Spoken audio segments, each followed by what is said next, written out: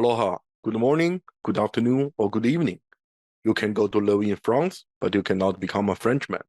You can go to live in Germany or Turkey or Japan, but you cannot become a German, a Turk, or Japanese.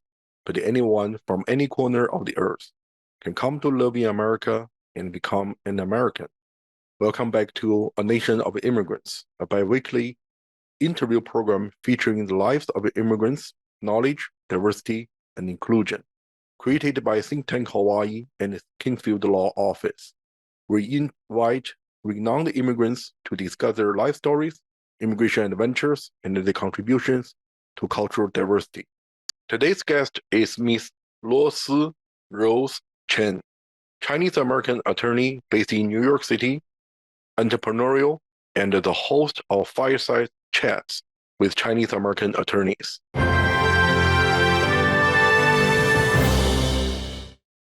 Welcome, Rose. So happy you're with us today. Aloha, Mr. Wang. Thank you for inviting me to this great show. Thank you very much. And as I said earlier, you are the first interview program host we interview. So I'm very excited about today's program.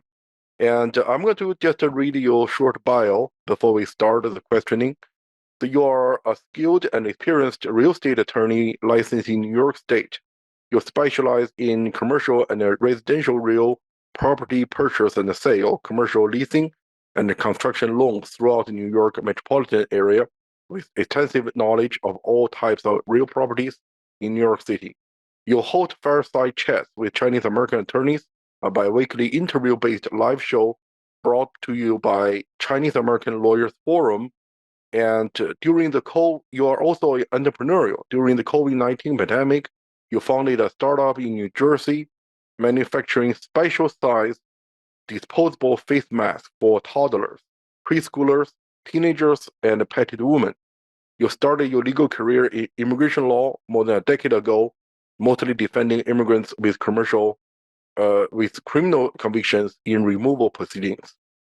So, from your bio, I see you receive your LLB from Guangdong University of Finance and Economics, 广东财经大学. Yes. And you also receive a LLM degree from Cardozo School of Law in New York. So could you summarize your immigration adventure from China to the United States?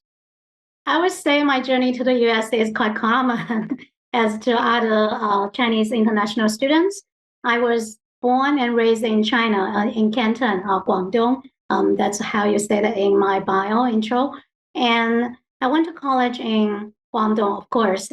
So in the last year of my college, my husband, at that time, my boyfriend, received an offer from a university in New York City. He decided to accept the offer and pursue his PhD degree in the US. So we decided we came here together. So that's how I landed in New York City. All right. Thank you. It's a common, but it's still very interesting. And so you started with which means when you first came to the United States, and you already settled in New York, and for all these years you never moved. You always be in New York City. Correct. More than 15 years here, except during the pandemic, I went to New Jersey to set up the factory. All right, that's very cool. We're going to get to that momentarily. And first thing first, because I'm very interested in learning more about the backstage story of Fireside Chats with Chinese American attorneys. And with you started, and you have been hosting most of the time. What motivated you to start the program, and what you have been trying to achieve through this platform? Oh, actually, I didn't start the program myself. One of your guest speaker, Miss In Cao in April, she and another great Chinese Chinese American attorneys, decided to start the program. They But they need someone to in parliament, right? They need some host. It happened that before 1 week, exactly 1 week before the three attorneys talked together about the show, I talked to Ms. Cao privately because we knew each other before. She asked me some questions about real estate law, and she also knew that I was doing the business under my face mask business. So she asked me, would you like to come back to the legal field in the future? I said, maybe not right now, but I am really interested in interviewing my peers, Chinese American attorneys. And then 1 week later, she and the other two Chinese American attorneys talked and they need a host. So I am become the candidate. So that's how we started the show. But myself, in terms of myself, why I would like to be a host, because before I apply for the college, I never think of I want to be an attorney. My my dream job is actually an archaeologist, and the second choice is a journalist or reporter. But my family members said, if you are an archaeologist, how can you be yourself in the future? Okay. Especially back then when I was in high school trying to apply for college, the economic there or the big environment is not that supporting archaeologists. Okay, now it's much, much better. Okay. And second choice is journalist or reporter. They said I'm a girl, right? If you are the reporter, you need to run everywhere. At that time, there's no Zoom. So physically be on site, that's necessary. So they said, why don't you just become a lawyer? Because I did a lot of debate back in high school, middle school, even in elementary school. Okay, I said, okay, since I do the debate, maybe I can be a good attorney. So then I applied to college and got into the law school. But myself always have the dream to pursue what I love.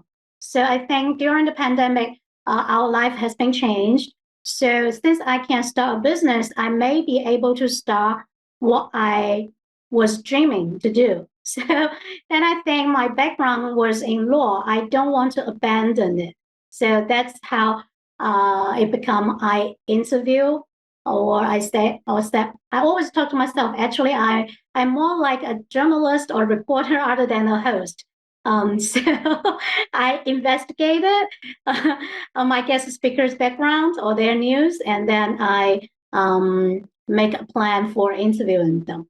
So that's how I incorporated my dream and my past background. Thank you very much. You are doing a very fine job interviewing these seasoned attorneys. And we had the privilege and the pleasure interviewing Yin Cao a few weeks ago, and really appreciate you and your colleagues setting up the platform and setting up the program.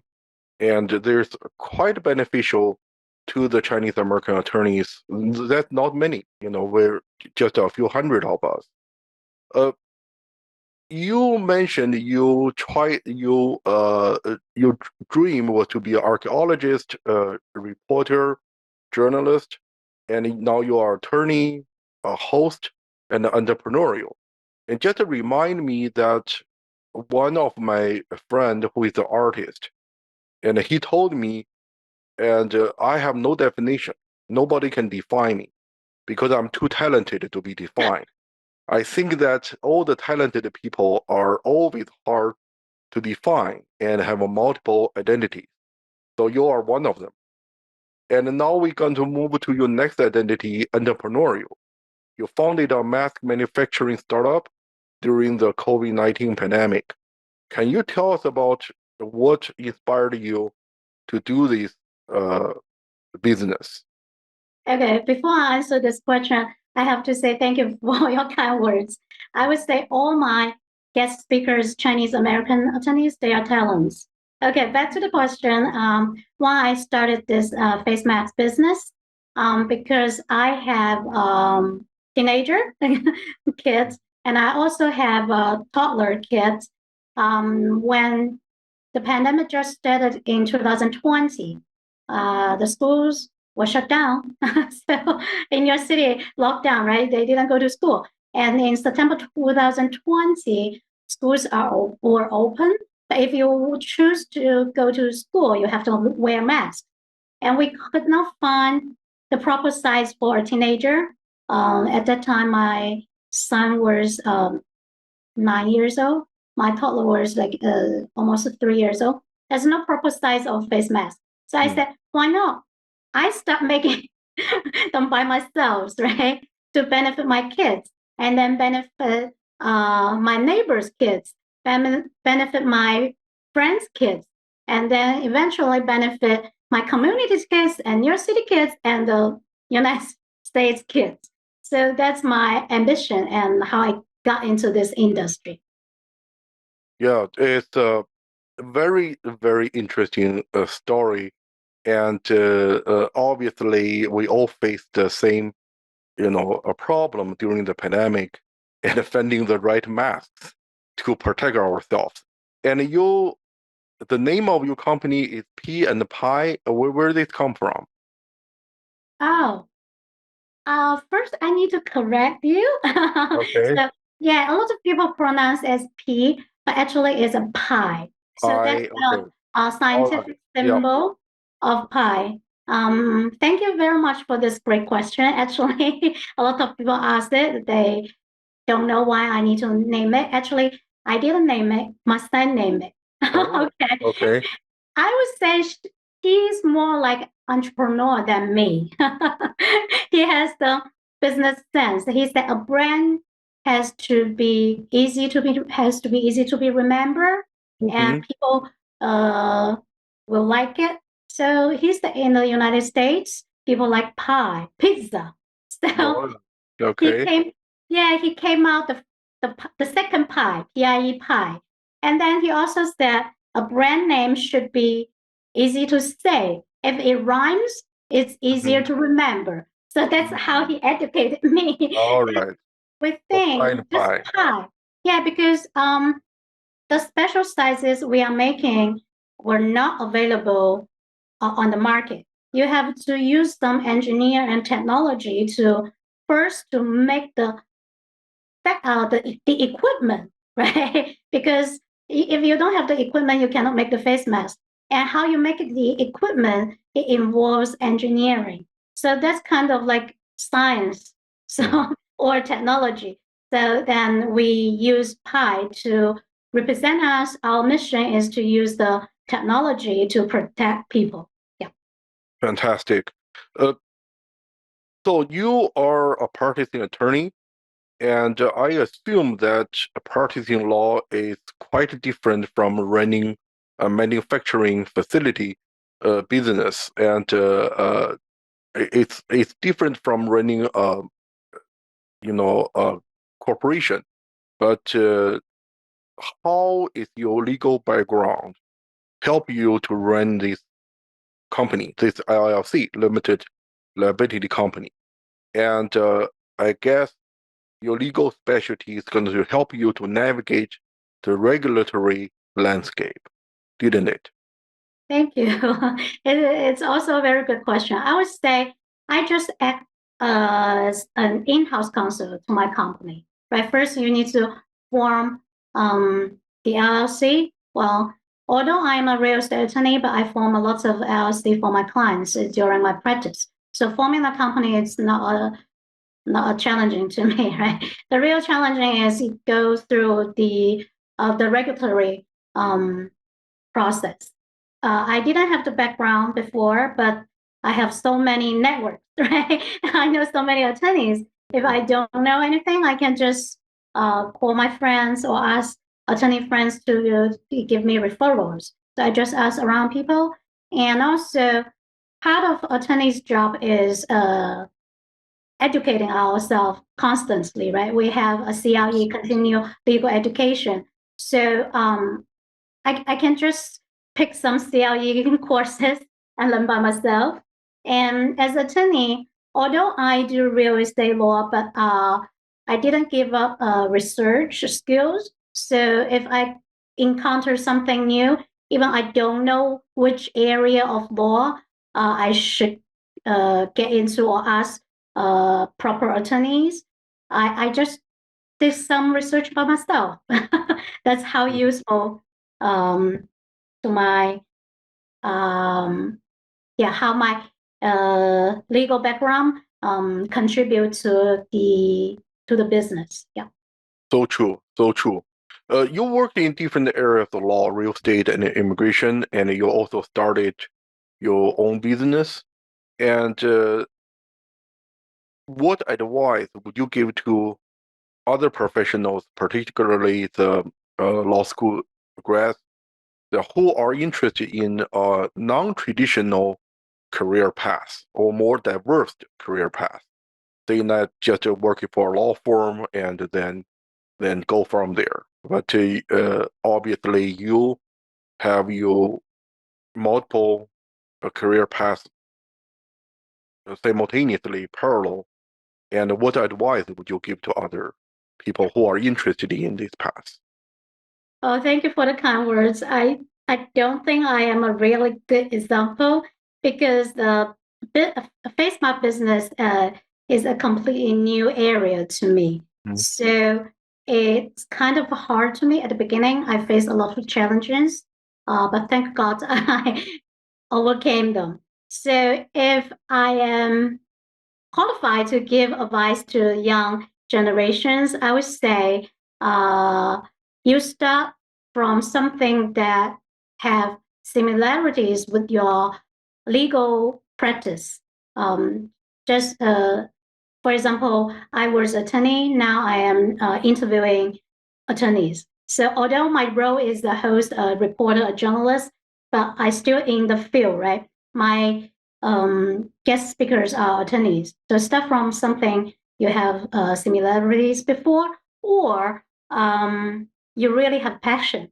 I have passion for the interview. So I guess even I don't interview attorneys, I will still do it and do it well because passion leads to success. Third, I would say maybe some young professionals, you can start with your client's business, do some investment with your clients, or well, it's not a wise choice because sometimes you will get into trouble if you invest business with your clients. But what I say is your client's industry, right?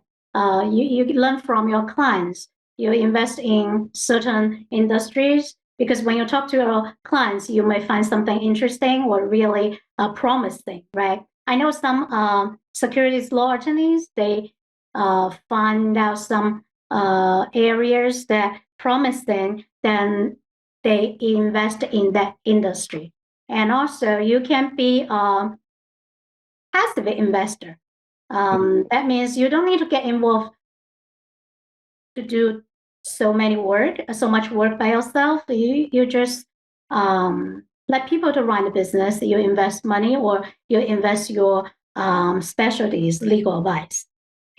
Very good advice. I definitely will follow your advice. Most of my clients are artists, and I'm already investing in art, and I'm definitely considering investing more.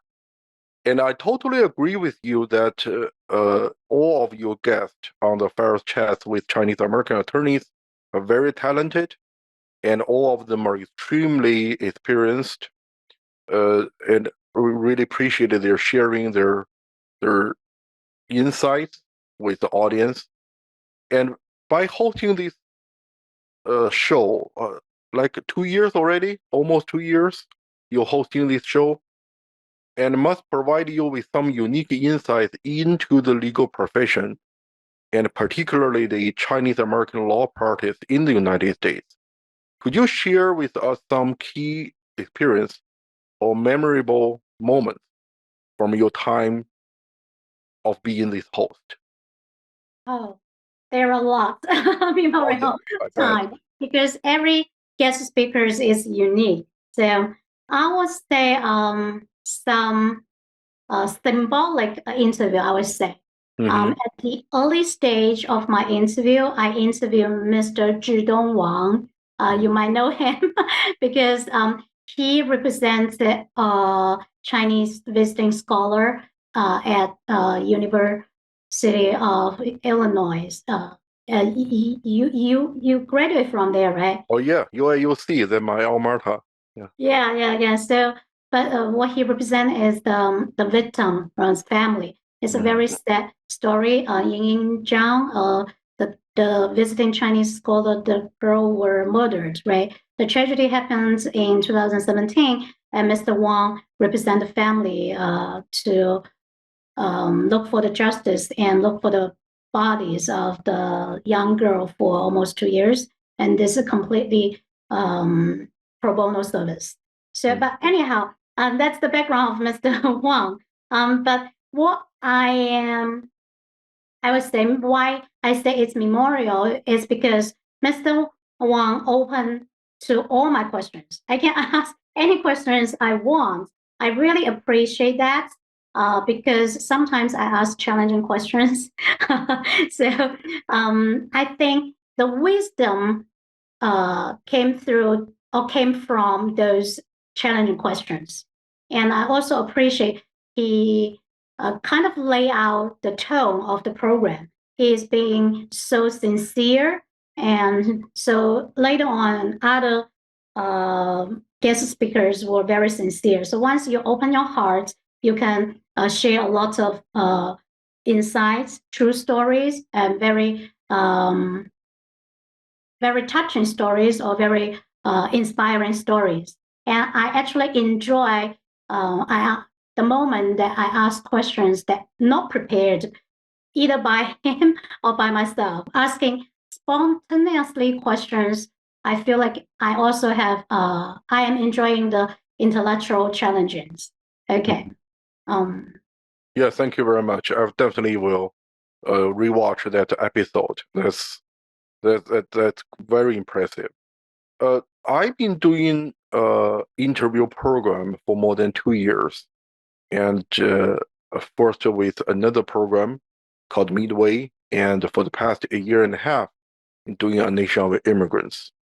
I have to say that the interview program has profoundly changed my own view on many issues because I learn from my guests and have the conversations with the Chinese American attorneys influenced your own view, your outlook, or your practice in any way? Yes, of course. First of all, I was amazed by the diversity of practice areas and work settings by my guest speakers. They work in private sectors, they work in public sectors, they work a bit law midsize firm or being a solo practitioners, or they work like in-house. So some are working in the government for non-attorney jobs. Okay, so and the area of law they practice are wow, amazing. Some are common, just like immigration law or real property, what we do, and some are really niche, just like the derivatives, one of the financial product. They do all the law regarding that financial product. Some work on a high stake patent litigation cases. Some work on very narrow, very niche area like environmental law. So it totally opened my eyes. Okay. Before interviewing, I have like a stereotype. Sorry, I have to say that I have a stereotype like first generation Chinese American attorneys. They may work on more on immigration law or business related areas such as mergers and acquisitions, real properties, or securities laws. What about transactionals or some commercial litigation? Because if you have transactional work, you have sometimes you will face the litigation. Then you will have to have attorneys to defend or advocate for you, right? So, but after the interview, wow, I was amazed.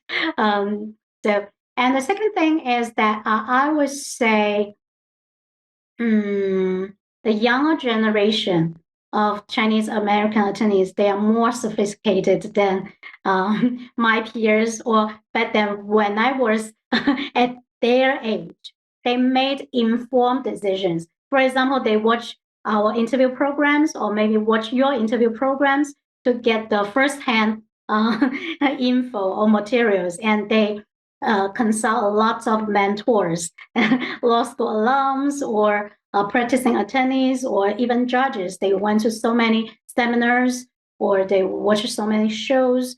They are much more sophisticated. I learned from them. They even they have set up the career, very clear career path at a young age. So I think it also remind myself, although I am not that young, but I'm not old either. I should have planned my career better, my career path better. Okay. We are young. You and I are young. That what your answer naturally leads to our last question that we normally ask our distinguished guests. If you had the opportunity to offer some advice to your younger self in her 20s, say fresh out of college, what advice would you share? Thank you. I really want to share this because I think I could have done better if I made informed decision. So I would say young generation should pursue what they are passionate about and good at. It will save much work, and it may lead you to success and achievement relatively easier. For example, I first landed on immigration law because when I graduated law school, that was in 2009. It was very hard to find jobs because the financial crisis, right? Mm-hmm. At that time, only immigration law, bankruptcy, or divorce had a lot of job opportunities. So I landed on immigration law, and then later on, I said I have to do something I am not good at it. I didn't have that much business experience. So I want to do something that challenge myself. So then I got the opportunity to do real estate transactions. So that how I got into real estate practice. But actually, I don't think I am very good at transactional works, although I render pretty good work now. I am recognized by my peers in my community, but I would say like interviewing people, that's my strength and my interest lies on. So I would say if more than 15 years ago or even 20 years ago, I started with journalists or reporters, even like I report legal professionals, I may have higher achievement. Good advice. Thank you so much for your time, Rose.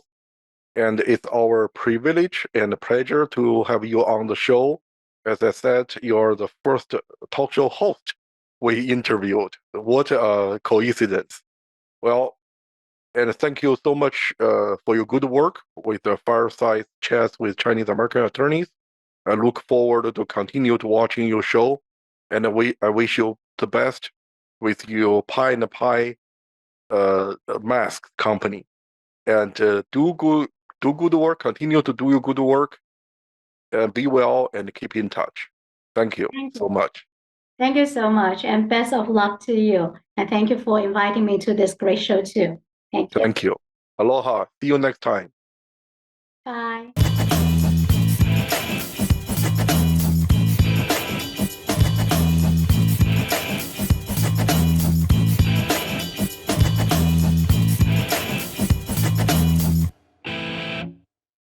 Thank you so much for watching ThinkTech Hawaii. If you like what we do, please like us and click the subscribe button on YouTube and the follow button on Vimeo. You can also follow us on Facebook, Instagram, and LinkedIn, and donate to us at thinktechhawaii.com. Mahalo.